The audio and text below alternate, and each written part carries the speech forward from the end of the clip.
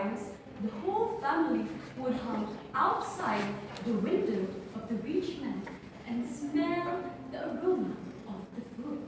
The rich man would look at them one by one, as if he was condemning them. And so one day, a police from the residential came to the house of the poor family and said, "The rich man had filed a complaint against you and your family." There was a trial to be made. So when the day of the trial came, the father of the poor family brushed his old army uniform and borrowed shoes from one of his sons. They were the first to arrive into court, and then the rich man entered with his young lawyer, followed by the judge, and the judge sat on his high chair. Then the judge asked the father, "Do you have a lawyer?"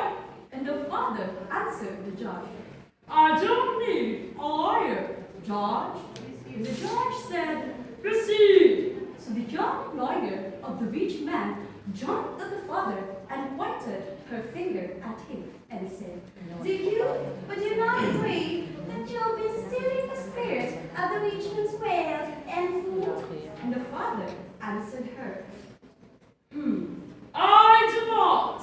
And the lawyer again said, But do not agree that while you and your family grew strong in limbs and fair in complexion, the rich man's family grew sickly and survived hard?" And the father answered her, "I agree." Then how would you account for that?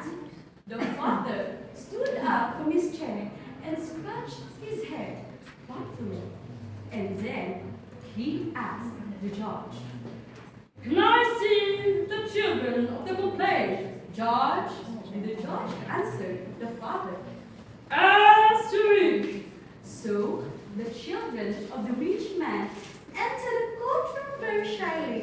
and sat on the bench without looking up.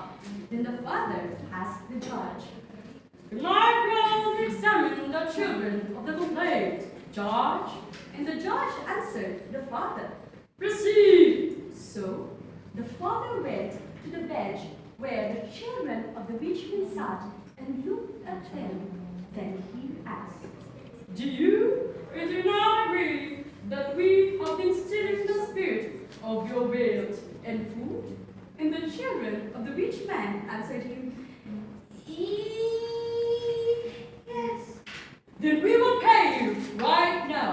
So the father went to the bench where his wife and children sat, took a straw hat from one of his sons, and put some several pieces in there. His wife put a fistful of silver coins, and his children put several changes in there. Then the father asked the judge, "Can I walk across the room, Judge?" and the judge answered the father. "Proceed." So the father walked across the room and he started to shake the hat.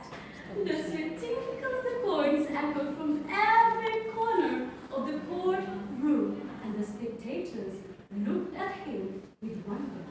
Then the father went to the rich man and asked him, "Well, did you hear that?" and the rich man answered the father, "Hear that? The spirit of the tinkle of the coins." Yes. "Then you are paid." The rich man opened his mouth to answer, but the judge pounded his gavel and said, "Case dismissed." and the father asked the judge, "I have an uncle who died out of laughing, Judge.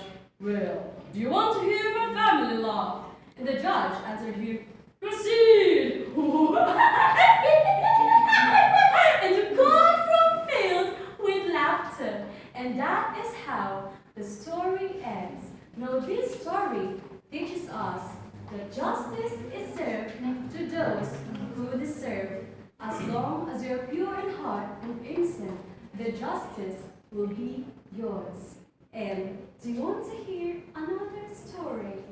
Now this story is about the first love of my life. We've been gone for a very long time, but then came back with